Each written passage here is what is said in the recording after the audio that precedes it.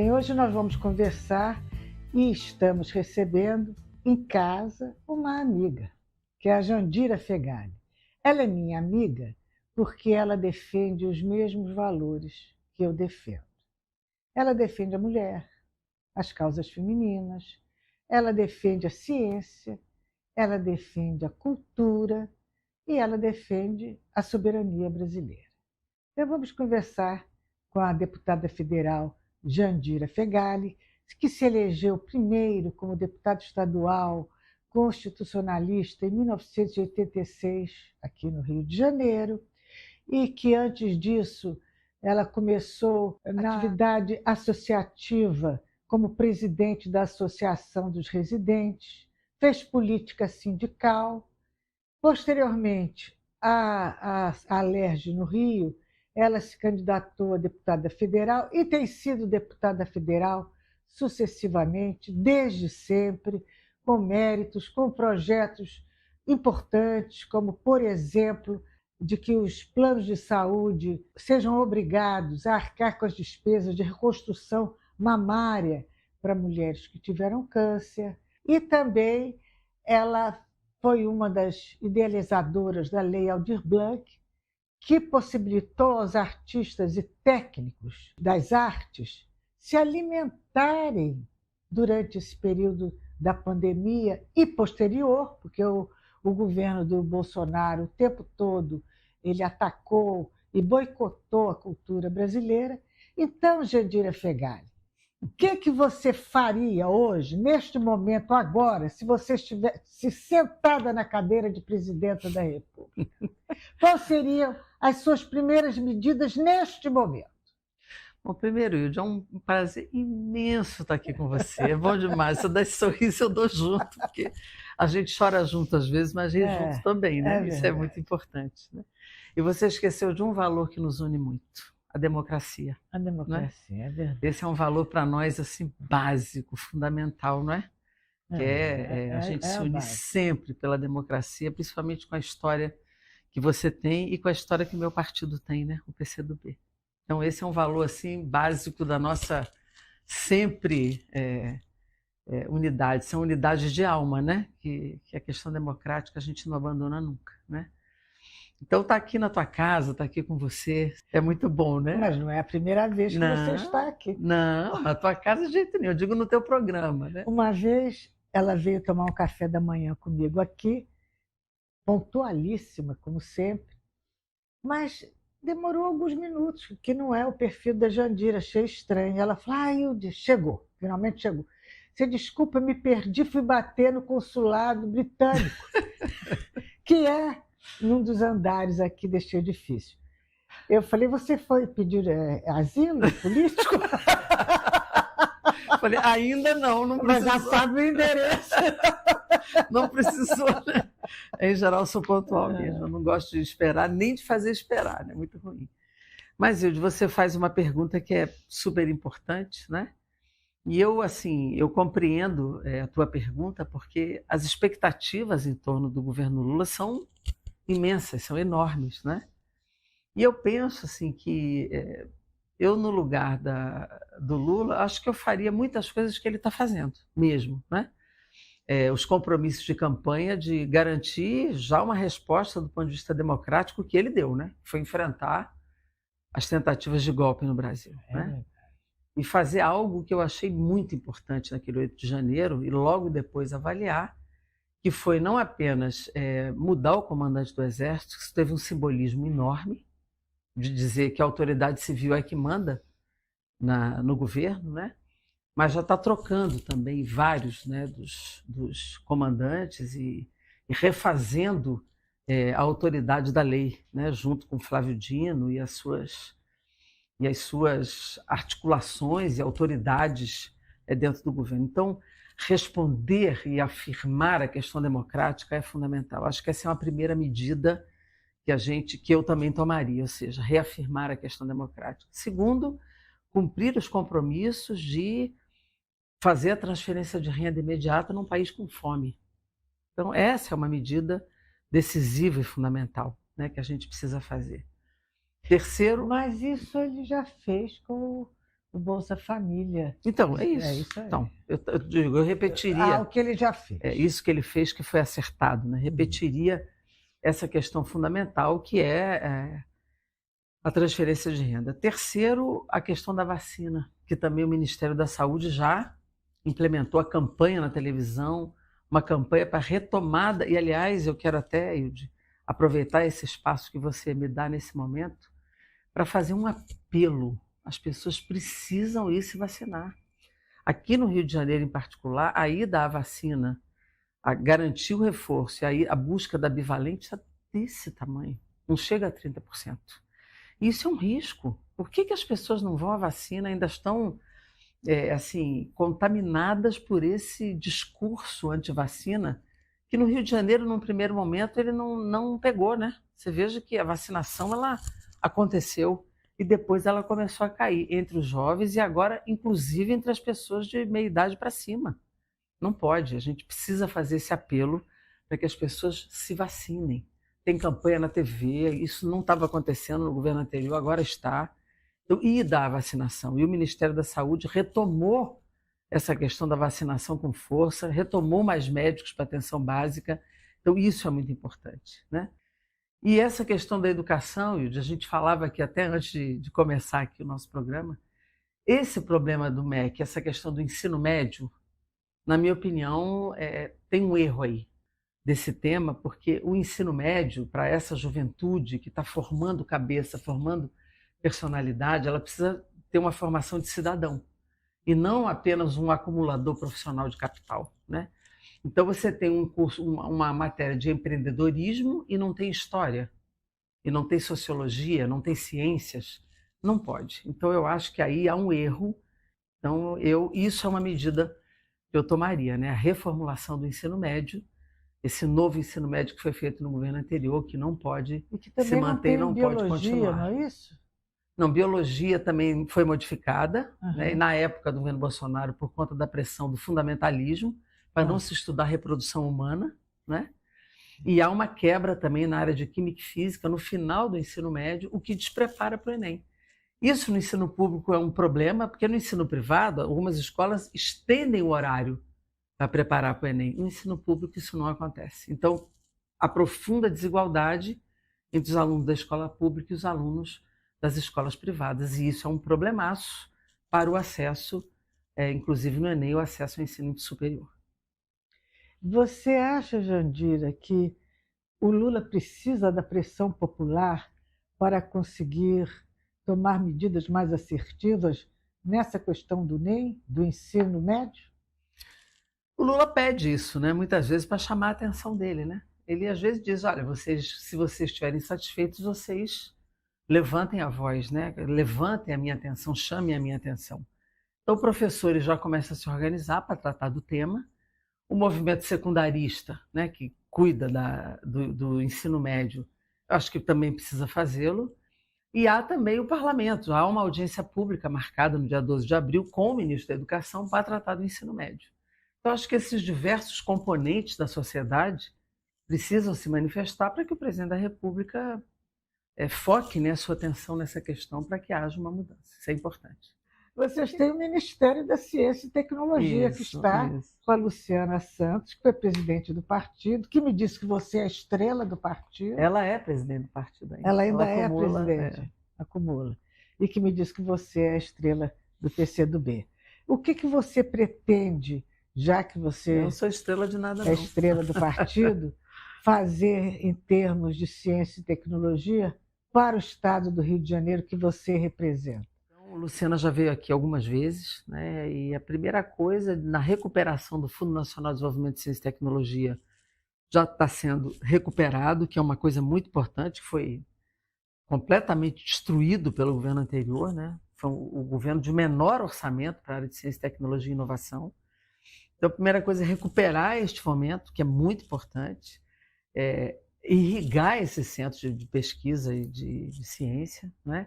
Que tem no Rio de Janeiro, irrigar para que eles funcionem, deem a sua contribuição à sociedade e, ao mesmo tempo, fazer a chamada popularização da ciência. É importante que a gente possa popularizar, estimular novos cientistas, popularizar a ciência, juntar isso com a graduação, isso é muito importante. E recentemente fiz uma agenda muito bonita na Universidade Rural. Eu fui talvez a primeira apoiadora formal de uma chamada Rede Brasileira de Mulheres Cientistas. Já tem pelo Brasil todo 3.000 mulheres, muitas delas negras, jovens, né, de universidades de todo o Brasil, que já estão envolvidas com a ciência e com a pesquisa e que estão ganhando visibilidade a partir dessa articulação. Inclusive, nós vamos levá-las a Luciana, né, porque é muito importante que as mulheres, as novas graduandas comecem a se estimular para a participação na ciência e na pesquisa. Então, é muito importante que a gente traga novos pesquisadores, novas pessoas para a ciência, para além da inovação, que tem uma ligação muito grande com a indústria. Né? Se a gente quer industrializar o Brasil, tem um novo projeto nacional de desenvolvimento, e essa, quando você fala, qual é a sua primeira medida? Acho que uma das grandes medidas do governo é reindustrializar o país, para gerar emprego, para gerar renda, a gente sair dessa precarização do trabalho e gerar empregos de fato E você faria formais isso de grande capacitação. Como é que você faria E isso? isso chama-se investimento. O que gera, tem que ter uma política industrial, agregando valor, inclusive com inovação e com ciência, né? Então é botar recurso, crédito. O que você achou do Mário Frias, agora vice-presidente da Comissão de Cultura da Câmara Federal, né? Bem, você sabe que a montagem das comissões na Câmara ela se dá por acordos partidários, né? Então, por exemplo, na Comissão de Ciência e Tecnologia, que era a comissão que nós queríamos, não foi possível, mas nós conseguimos, por um acordo com o PSD, colocar o primeiro vice-presidente, a primeira vice-presidente, que vai ser a Dayana, lá a nossa deputada do Rio Grande do Sul. Da mesma forma, na comissão que nós vamos presidir, que é a pessoa com deficiência, nós daremos ao PSD a primeira vice na nossa comissão. Então, muitos acordos partidários são feitos. No caso da Comissão de Cultura, a terceira vice coube ao PL. Eu fui ao líder do PL e pedi a ele que não colocasse a indicação do Mário Frias. Conversei isso com o líder do PL e pedi a ele que não o fizesse. Tem outros deputados do PL na Comissão de Cultura. E por que eu fiz isso? Porque o PL poderia até indicar o vice-presidente para cumprir um acordo partidário, mas jamais o Mário Frias. O Mário Frias é uma pessoa que destruiu as políticas culturais, agrediu os artistas, os produtores, os técnicos, andava armado na secretaria, colocava arma em cima da mesa, fazia assédio moral aos servidores, né? Outros da sua equipe faziam o mesmo, né? Eles atacaram todas. Ele foi contra a Lei Aldir Blanc, contra a Lei Paulo Gustavo, né? Ele estimulou o veto a essas leis. Ele desqualificou todos os artistas que se utilizaram da Lei Rouanet, agrediu todo mundo. Então, quer dizer, colocar essa figura na terceira vice-presidência da comissão era assintoso, era agressivo à cultura brasileira e aos artistas e técnicos, educadores também. Eu fui a pedir isso a ele e ele não conseguiu me atender, né? Então, na hora daquela votação, eu me manifestei, alguns outros deputados se manifestaram, e a votação foi chapa única ou branco. Não foi um nome, cada nome. Né? E existiam outros deputados concorrendo à primeira e à segunda vice. Então, quem apoiava os outros deputados não votou em branco. Né? Então, foram 4 votos em branco. Eu pedi desculpa aos outros, mas eu não podia votar na chapa. Eu lamentei que essa articulação não tivesse prosperado, porque se todos votassem em branco por causa dele, ou pelo menos maior parte, a eleição não teria ocorrido e nós teríamos a chance de tentar tirá-lo.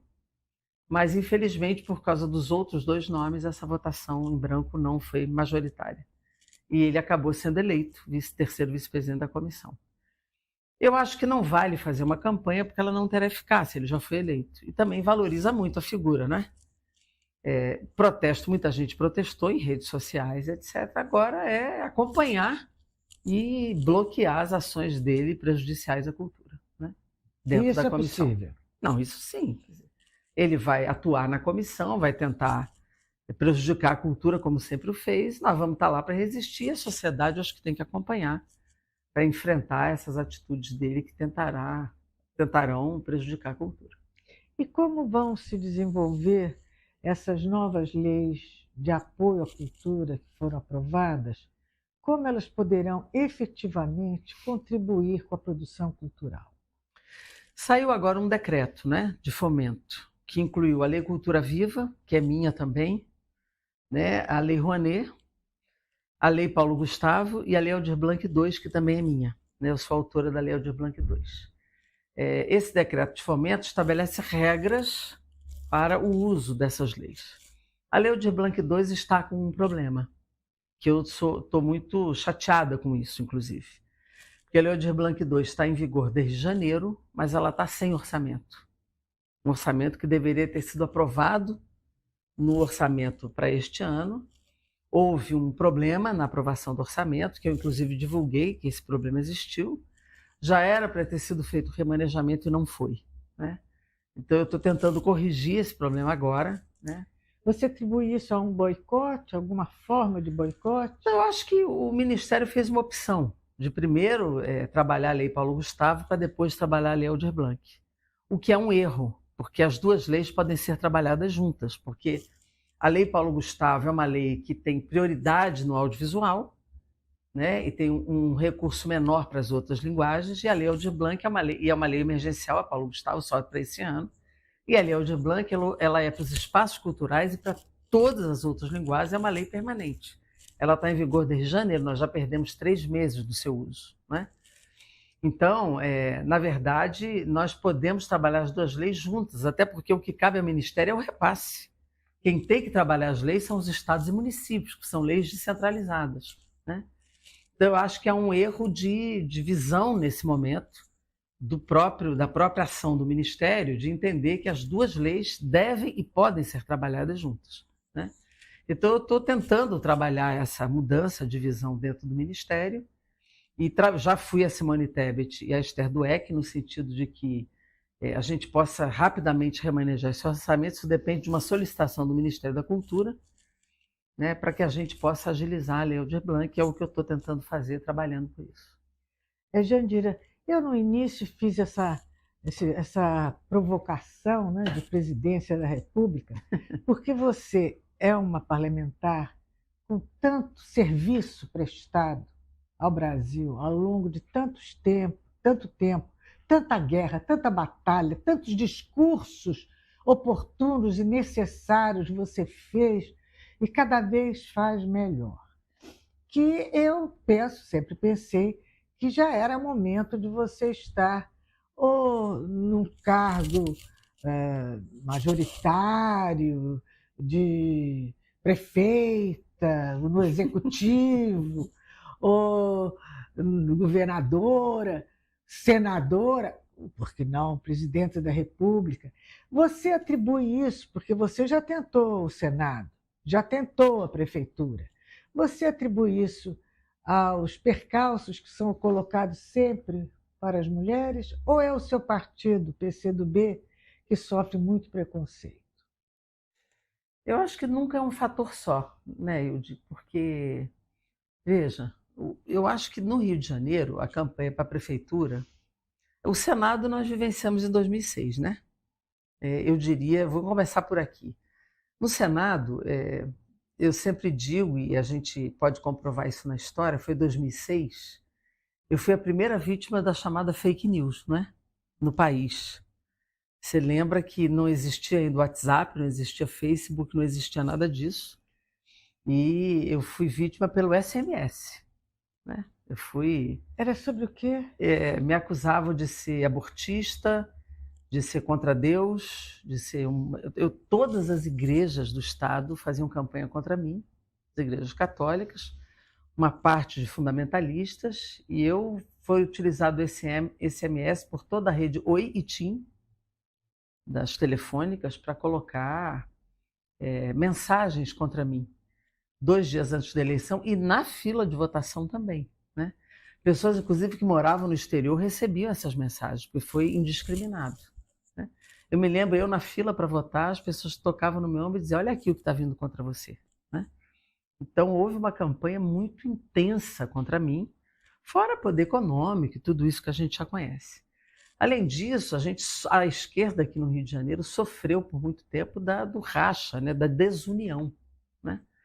E nós, ali naquela época, tínhamos um pedacinho de partidos conosco e tudo muito dividido. Nas campanhas majoritárias aqui, nós vivenciamos há algum tempo uma mudança do perfil do eleitor, né? Não sei se você... E em 2006, a Igreja Católica tinha maior peso do que a poder Igreja e Evangélica. peso do que a evangélica. Então, em 2006, também uma campanha da Igreja Católica. Foi principalmente. Em 2006 eu me lembro em 2006, fizeram inclusive uma coisa absurda. Eu tinha um panfleto apócrifo, sem assinatura nas ruas, né, falando contra mim. Tinha cartazes do meu tamanho, com uma adaga na mão sangrando e crianças mortas no chão. Cartazes absurdos, né? Um negócio. Minha filha tinha 13 anos e deu de cara com esse cartaz na rua. Uma coisa absurda. E tinha um panfleto apócrifo, sem nenhuma autoria, né? Nas ruas, e eu levei esse panfleto para o TRE. Mas eu não acusei ninguém. Não acusei ninguém. De repente, para um caminhão na porta da Cúria, eu não mandei ninguém para lá, dizendo que era do TRE. E no dia seguinte, uma matéria de meia página no Globo, dizendo: Jandira manda invadir o gabinete do bispo. E a imprensa toda lá, e dizia: o gabinete que o Papa pisou, quer dizer, como se eu tivesse feito isso contra a igreja. Né? E, quer dizer, uma coisa que é, vamos dizer assim, que é uma medida de uma conduta de apuração imediata, ou de um flagrante, vamos dizer assim, para encontrar os panfletos, não estava a imprensa toda lá, né? Óbvio, né? Então, isso foi uma armação. E eu saí com meia capa no jornal O Globo, meia página, e com manchete na capa. Né? Era uma forma de me arrebentar, né, no eleitorado católico, que ainda era majoritário no Rio de Janeiro. Aliás, na cidade é majoritário, né? Não digo em algumas cidades na região metropolitana. Então, quer dizer, foi uma grande armação feita naquele momento, né, para me... Quem é que se elegeu em 2005? Foi o Dornelles. Um grande esquema do poder econômico, junto com o Sérgio Cabral na época, que era o governador. Eu diria que foi a campanha mais fascista que eu enfrentei, né, assim, pessoalmente, foi aquela. Então, assim, foi uma violência política, né, de gênero, eu diria, né, também, para além de uma violência fascista pesada, que eu enfrentei, e mesmo assim a minha pesquisa no sábado à noite me dava com 14 pontos de frente, e no domingo eu perdi a eleição. Foi uma eleição que ninguém esperava a derrota, foi aquela do Senado de 2006. Até hoje muita gente me conta: ô senadora, como as pessoas nem lembram que eu perdi aquela eleição. Não é? Você fez alguma investigação? Naquela época sim, mas nunca tive resposta. Eu fiz várias petições ao Tribunal Regional Eleitoral, botei na Polícia Federal, mas nunca tive resposta de nada disso, ficou por isso mesmo. E lá se foram os 8 anos no mandato de Senado, né? Na campanha para a prefeitura, eu já remeto aí à desunião da esquerda e um perfil do eleitorado que foi indo, né? Você veja, de 2004 para cá, quem da esquerda ganhou a eleição no Rio de Janeiro? Majoritária para a prefeitura? Ninguém, né? Ninguém. O máximo que a gente chegou foi Eduardo Paes, né? Mas você vê, Crivella ganhou a eleição. Que não é de esquerda. Não, imagina, ao contrário, né? Então, assim, o perfil do eleitorado do Rio, ele foi indo para o centro e para o centro-direita, né? E para a direita. Então, ninguém de esquerda mais ganhou a eleição. Você vê o Marcelo Freixo, com toda a unidade do segundo turno, perdeu para o Marcelo Crivella. Então, você diria que crime eleitoral compensa? Não compensa, né? Porque nesses casos tem compensado. Compensou, né? Então, o perfil do eleitor, e eu diria que há uma influência muito grande do fundamentalismo e territórios ocupados pela milícia. E isso tem tido a intimidação do eleitor pela milícia e um peso imenso do fundamentalismo religioso aqui. Isso tem jogado o eleitor da cidade do Rio de Janeiro, principalmente, para um outro campo de eleição que não é o nosso. E isso aí a gente vai precisar enfrentar, porque nós estamos com dificuldade de trazer esse eleitor. Você veja, Bolsonaro ganhou a eleição com um número menor de votos, mas ainda ganhou a eleição na cidade do Rio de Janeiro em relação ao Lula. Então não está fácil. E que tipo de abordagem você pensa e de ação que seria eficiente para, primeiro, fazer o eleitorado ver que ele está votando contra ele. Porque você votar no obscurantismo, você ser manipulado e você votar sob o tacão dos milicianos é contra o eleitor. Que tipo de ação assertiva está sendo planejada, ou está sendo executada, ou ainda nem foi pensada? Não, pensada sim, executada não necessariamente em todos os lugares, porque não é só na cidade, né? Vai para a Baixada Fluminense, é muito difícil. Você vai para a região, por exemplo, eu diria assim, com exceção de Niterói, que há 30 anos vota no campo mais progressista, né? Maricá também tem eleito prefeito mais à esquerda. Você pega Cabo Frio, que também tem já elegeu prefeitos mais à esquerda, mas no geral, do estado do Rio de Janeiro, nós estamos numa situação difícil, né? Eu diria que tem alguns fatores. Um fator está no campo da educação, que é de médio e longo prazo, né? Tem um outro fator que é o da comunicação. A comunicação, que é o que você faz, né? Essa comunicação precisa chegar na ponta. Há um apartheid digital ainda muito grande. Existe uma comunicação que não é pensada estrategicamente, na minha opinião, não é. A comunicação mais direta no território. Agora, onde há governo, tem que se pensar nisso, né? Agora, com o governo nacional na mão, nós temos que pensar numa coisa mais profissional, mais estratégica, mais fortalecida do ponto de vista, inclusive, profissional, financeiro, de financiar um outro tipo de comunicação, né? Tem que haver a presença no território do nosso campo, né? Na luta social concreta, mas se a gente não tiver uma ação da segurança pública pensada com inteligência para cortar financeiramente esse tipo de ação da milícia e mesmo do tráfico, nós não vamos conseguir enfrentar isso. Você tem espaço na mídia corporativa, Jandira? Pequeno, muito pequeno. Por quê? A que você atribui isso? Você é uma pessoa simpática, agradável, trata todo mundo muito bem, é uma boa parlamentar. A que você atribui essa sua presença tão diminuta? Eu diria assim, algumas mídias dão espaço, né? Pequeno, mas dão.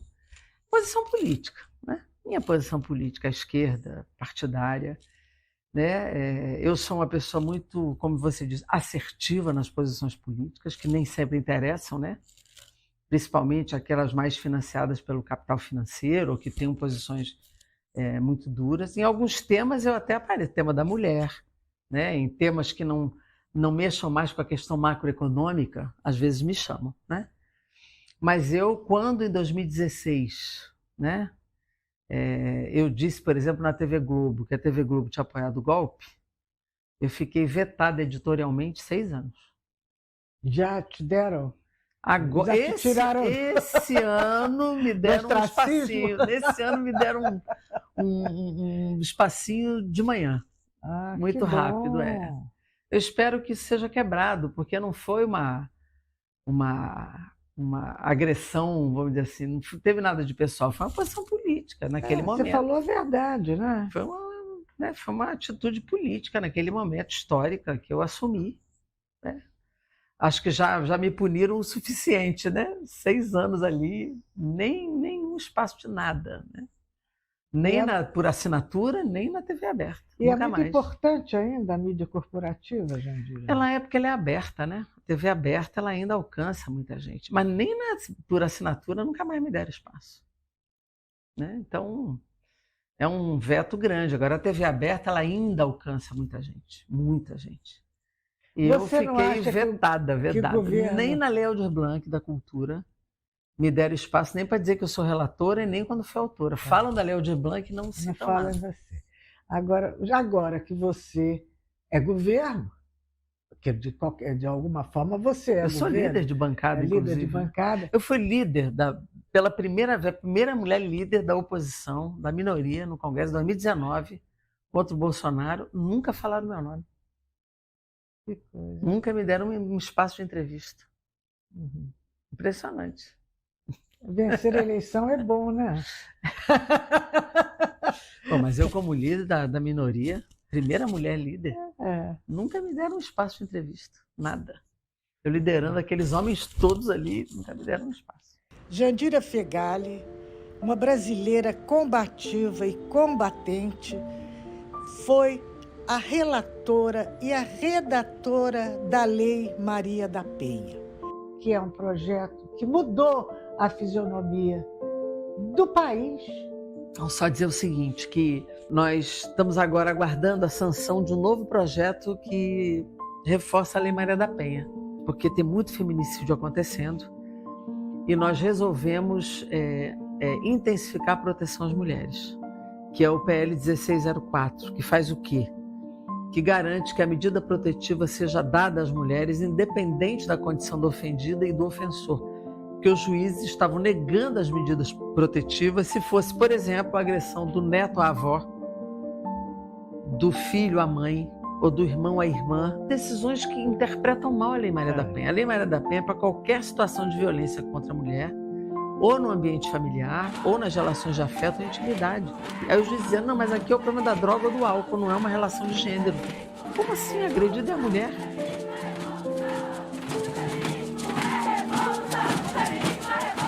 E seus filhos? Você tem uma menina de 30 e um menino de 21. E um menino de 21. E você criou essas crianças durante todo esse período conturbado de sua vida, indo para Brasília, indo para Niterói, ser secretária também da Prefeitura de Niterói, sim, secretariando aqui, fazendo campanha. Eles são da política? Minha filha é uma pessoa das causas, né? Feminista também. Ela participa de tudo, tem uma cabeça ótima. Meu filho também acompanha tudo, foi na posse do Lula, curte tudo isso, mas eles são engajados nas coisas deles, assim, né? Mas não são filiados a partido, não. Mas eles acompanham tudo, têm muito orgulho, gostam, votam na esquerda, votam bem, graças, né? Você não tem filho bolsonarista? Não, mas... Vem cá, vocês têm... Esse problema na família eu não tenho. Você é atacada na rua ou é festejada? Não, não sou atacada na rua. É muito... Fui xingada uma ou outra vez, mas é muito raro. Em geral, as pessoas me respeitam e quando se aproximam, é sempre uma aproximação positiva. Mesmo durante o governo Bolsonaro? Mesmo durante o governo Bolsonaro. Impressionante. Em avião, nunca me agrediram, nunca me atacaram. Uma coisa... Eu até entrava preparada, porque naquela época de muita agressão, né, eu entrava preparada, mas nunca aconteceu.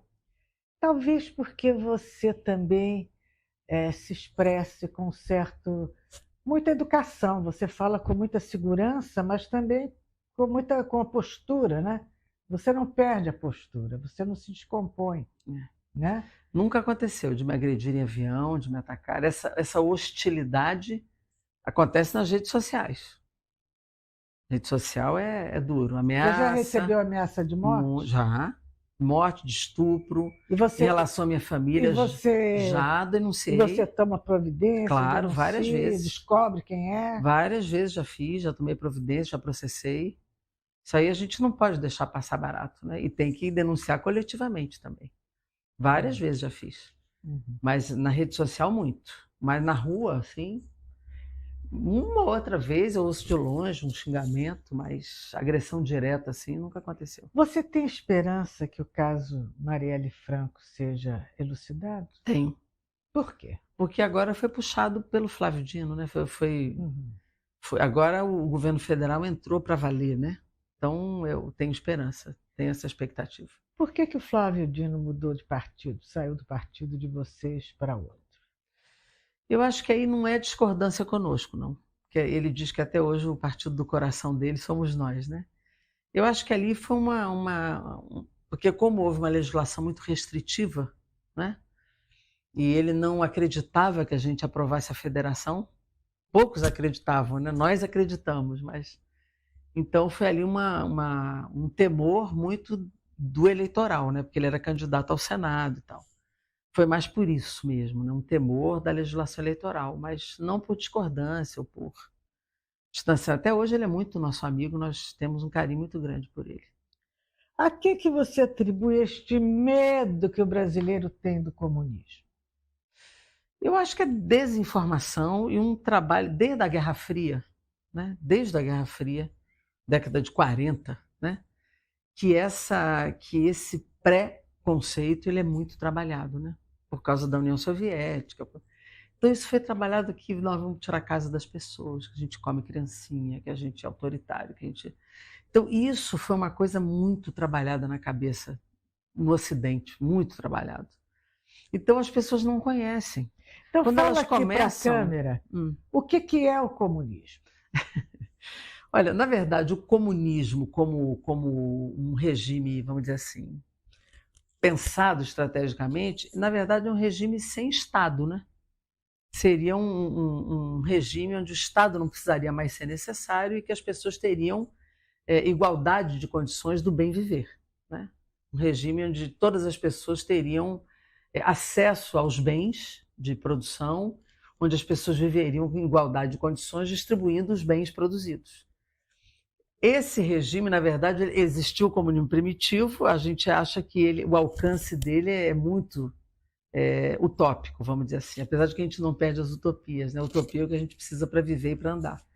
Então a gente, na verdade, defende hoje como uma coisa alcançável o socialismo, seria a superação do capitalismo, que é um regime que a gente vive hoje, que é o regime da exploração, da opressão, onde poucos concentram renda e a maioria não tem nada para viver, né? O capitalismo nunca foi solução para ninguém. Então seria superar o capitalismo e viver um regime onde a gente poderia ter uma maior distribuição da riqueza e os bens de produção serem melhor distribuídos com o Estado. É como se você dissesse que o capitalismo de Estado seria o início do socialismo, né? Um desenvolvimento maior, com maior presença do Estado distribuindo os bens. E o que é ser comunista para mim? É alguém que defende essa superação do capitalismo, que aposta no bem comum, que aposta na felicidade das pessoas, nessa distribuição da riqueza, né? Em que a dignidade, a felicidade, o bem comum, isso tudo pudesse superar a fome, a pobreza, o ódio, a violência, e que a paz pudesse prevalecer. E onde esses bens fundamentais pudessem ser bancados, de fato, pelo Estado. E com aprofundamento da democracia, com maior liberdade, não menos, com mais democracia e não menos, né? E que as pessoas pudessem ter trabalho, pudessem ter comida na mesa, pudessem ter educação e todos os bens fundamentais nas suas mãos. É assim que a gente defende, né? O socialismo que a gente acredita. Então essa é a Jandira candidata à presidência da República. Não só na cidade, mas no campo também. Né? Ah, que bom ouvir essas coisas. Um pouquinho de utopia faz bem a cabeça da gente. Não, utopia é o que a gente chama o não lugar, né? Como dizia o meu querido amigo, né? A gente, quando fala assim, a terceira margem do rio, né? A margem do rio não tem 3 margens, só tem 2, né? Então a terceira margem do rio é aquela margem que é o não lugar, quer dizer, o não lugar é o que faz a gente se movimentar para criar este lugar, né? Então a utopia para mim é o não lugar. A Jandira tem uma liderança real no mundo artístico e também no mundo intelectual, dos grandes pensadores. Ela tem um grupo. Quem é que não tem um grupo no WhatsApp, mas tem o grupo da Jandira, e que estão ali presentes os maiores artistas do Brasil, os mais importantes, com a história contada, com a memória da vida cultural brasileira, está nesse grupo. Pertencer a ele, para mim, que estou lá... Você é a nossa referência nesse grupo, imagina. É um Você privilégio. Fala, todo mundo segue ali. É um privilégio. Mas são nomes assim coroados. Como é que você formou essa sua liderança, não só através das suas posições, das suas leis, mas eu vejo que você também realmente tem uma ativa vida cultural, você comparece aos espetáculos, às estreias, prestigia, né? E ajuda. Me fala dessa Minha sua próxima relação. profissão é ser crítico. Me fala dessa sua relação com esse povo sofrido da cultura brasileira. O que você vê e sabe dessas pessoas? Aliás, tem um lugar que a arte tem que florescer no socialismo, viu? Liberdade de criação. Ai, meu Deus, que beleza. Olha, primeiro, Hilde, a arte entrou na minha vida como ofício muito cedo. Né? Foi meu primeiro trabalho, né? Foi trabalhar como baterista. Comecei na minha adolescência e entrou como trabalho mesmo, como ofício, né? Foi com esse dinheiro de baterista que eu ajudei minha família, né? Que eu ajudei mesmo a comprar meus livros de medicina, porque livro de medicina é muito caro, né? Então, isso entrou na minha vida como trabalho mesmo, como ofício. Eu parei de tocar bateria, eu já estava na metade do curso de medicina. Que aí começou a ficar incompatível, porque a medicina exigia muito. E eu tocava baile, né? Então, o baile era quinta, sexta, sábado, domingo, até de madrugada, começou a ficar muito difícil. E a banda começou a ser muito chamada profissionalmente, para viajar, para ir gravar. E aí começou a ter um trabalho muito profissional e eu não pude acompanhar. E para não atrapalhar a banda, eu preferi sair. Né? E 3 dessa banda depois viraram do Roupa Nova. Meu irmão, que é o Ricardo Fegali, o Kiko da guitarra e o Paulinho, que morreu, vai fazer 2 anos agora, no período agora da Covid, né? Então, quer dizer que se você não fizesse sucesso na política, faria no meio musical. eu teria seguido. Se não fosse a medicina, na época, eu teria seguido. E foi na saúde pública que eu conheci o PCdoB, né? Foi na luta pela saúde que eu conheci o PCdoB. Mas, então isso entrou na minha vida muito cedo. E eu conheci o que era o chamado backstage, né? O que era a turma da graxa, os técnicos e aquela turma, e o que era viver desse ofício. Né? Era uma vida que não era fácil, não. Fora os calotes, né? A gente tocava a noite toda, não pagavam, os contratos, eu sabia o que era isso. Né? Então, quando eu vim para a primeira vez que eu me elegi deputado estadual, isso já era uma prioridade, lutar pela cultura. Né? Tanto que quando o Collor assumiu, né, em 90, eu não era deputada federal ainda, eu era deputado estadual, a primeira coisa que ele fez foi extinguir a Embrafilme, acabar com a Lei Sarney. A primeira lei de incentivo pelo ICMS foi a minha no Brasil, aqui, no Rio. E ali eu já reuni muita gente, Teatro Rival lotado de gente, né, para a gente fazer a primeira lei de incentivo. Então, desde o meu primeiro mandato, eu atuo prioritariamente na cultura, junto com a saúde, junto com a questão da mulher, ou seja, sempre foi uma pauta prioritária para mim. Então, desde então, no meu mandato estadual, mandato federal, eu venho trabalhando com as pautas da cultura e tentando entender, estudar, me aprofundar, conhecer. E cultura sempre foi meu bálsamo de alma, sempre foi o teatro, o cinema. Eu me lembro eu vendo Gota d'Água no teatro adolescente, com a Bibi Ferreira. Ai, que lindo. Essa peça era maravilhosa, né? Eu, desde de adolescente, ia para o teatro, agora cinema, você veja uma coisa. Show, palco. Isso sempre foi uma coisa que me enriqueceu a alma, sempre, sempre. Sempre fui habituê de assistir essas coisas. Então, isso veio na minha vida, sempre foi a minha vida. E depois eu fui secretário de Cultura no Rio, aí que eu fui entender o que era uma produção de fato, o que era produzir coisas, né, a partir de uma gestão da cultura. Então, eu me lembro quando eu fiz Viradão Cultural aqui, 50 horas, né, e a gente fez em todas as linguagens e todas as expressões dentro de cada uma. Então, nas artes visuais, a gente fez todas as instalações, na dança, do clássico à dança urbana. Teatro, a gente fez leitura, virando meia-noite, tinha fila na porta do Carlos Gomes, lendo peças de Nelson Rodrigues.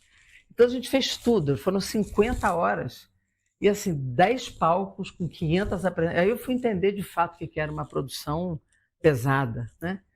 Então isso tudo foi me aproximando muito dos dramas, da regulamentação das profissões, das dificuldades da terceirização. Isso tudo foi me enchendo a compreensão de tudo isso, né? E depois, na Comissão de Cultura, eu presidi a Comissão de Cultura, a primeira presidente da Comissão de Cultura, nós criamos a Comissão de Cultura na Câmara, que não tinha, era junto com a educação. Então foram muitos aprendizados, né, que a gente foi fazendo legislação, fazendo lei. Depois o Ministério da Cultura teve um monte de problema, e a gente trouxe a pauta para dentro da comissão. Então foram muitos aprendizados, né, na vida, né, e eu nunca deixei de ir ao teatro, ao cinema, aos shows, aos espetáculos de rua, ao circo, né, as artes circenses, a arte urbana, os Islã das Minas, a poesia na rua. Então foram coisas que sempre me jogaram muito para para a arte, para a cultura, para a liberdade de criação. Essas rodas de rima que tem nas periferias, na Baixada, são uma das coisas mais bonitas que eu já vi na vida. E que você também incentivou. Eu vou Não, e você faço incentivou emenda. como secretária. Faço emenda também. Faço emenda É? parlamentar para botar o pessoal para produzir, para fazer cultura. Para ter recursos. Para ter né? recursos, senão eles não vão. É. Eles vivem de xerox de poesia vendendo na rua. Então tem que fazer emenda, tem que botar recurso. Então é um negócio que a gente precisa fazer acontecer. A cultura viva, a lei dos pontos de cultura é minha. Os pontos de cultura que surgiram na gestão do Gil foi um negócio. Célio Turino. Você que... A lei é minha. Olha que interessante. Idealizou também? Não, a idealização foi do Célio Turino, que esteve aqui com você, e o Santini junto. O Santini trabalhou com o Célio. E eu fiz a lei depois para virar uma política de Estado. Quer dizer, a cultura brasileira deve muito a você. Então, né? são a mim e a outras mãos e cabeças, mas esse amor eu tenho uma que a participação cultura grande. tem por você é efetivo. E Agora, isso foi juntando as pessoas, né, comigo, e eu com eles, e isso foi juntando, fazendo uma costura legal. Jandira, você está engajada contra os juros altos? Estou engajada, mas acho que nós temos que fazer campanhas organizadas, viu, Wilde? Uma grande campanha pelo rebaixamento dos juros, né? O Lula fala nisso, mas é preciso que tenha uma sustentação maior sobre isso, né? O enfrentamento com o Banco Central. Você disse uma campanha na comunicação ou uma campanha na política? Na política e na comunicação. Eu acho que nós temos que mobilizar a sociedade em torno dessa questão. Pensa aqui, não há nenhuma razão técnica para o juro estar nessa altura. Isso é uma questão da economia política. Quando o presidente do Banco Central fala, me dirijo ao povo brasileiro, aonde que um presidente do Banco Central fala desse jeito? Isso é um problema político, parece um candidato falando, né? Um homem que não foi eleito e que não tem nenhuma, e que foi nomeado no governo anterior e que é vinculado ao sistema financeiro, definir qual é a política econômica do país contra um governo eleito. Isso chama-se boicote, a política eleita nas urnas. Eleito foi o Lula com 60 milhões de votos, que tem uma política de desenvolver o Brasil, de gerar emprego, de fazer industrialização e de dar crédito. Você não tem como fazer infraestrutura, não tem como fazer industrialização, fomentar o setor que gera emprego com um juro de 13,75%, 8% de juro real. É unânime no povo brasileiro, em todas as pesquisas, em todos os segmentos, que não quer esse juro. E 80% do povo, na última pesquisa, disse é correto o Lula brigar com ele. Veja, ele manteve os juros e na ata ele ainda diz, posso aumentar mais. Ele não botou uma ata com viés de baixo, ele botou uma ata dizendo, posso aumentar mais. Então é assintoso o negócio. É uma provocação. É uma provocação. Então, agora, é como se os zumbis da ditadura tivessem levantado da tumba. O neto de Roberto Campos, o neto do João Figueiredo, o filho do Hélio Beltrão, o filho do Andreasa, não, neto do Andreasa. São 4 gerados pelo mesmo leito da ditadura militar. Né? Poderia até ser diferente. Né? O problema ninho. É a cabeça vinculada ao sistema financeiro. Esse é o problema. Né? Não, o problema não é só a cabeça vinculada ao sistema financeiro. É a cabeça vinculada politicamente ao sistema financeiro. Isso. Para recuperar o espaço político e, se possível, uma ditadura, que era o que Bolsonaro desejava. Sim. Então, é preciso que a gente faça pressão para ganhar maioria política, inclusive no Congresso. Jandira, eu acho que nós já completamos o nosso tempo. Se não passou, né? Se não passou. E que haja muitas Jandiras Fegali. Muitas Ildes ajudando a comunicação a acontecer. Muito amor para nós, né, Ilde? Menos ódio. Menos ódio.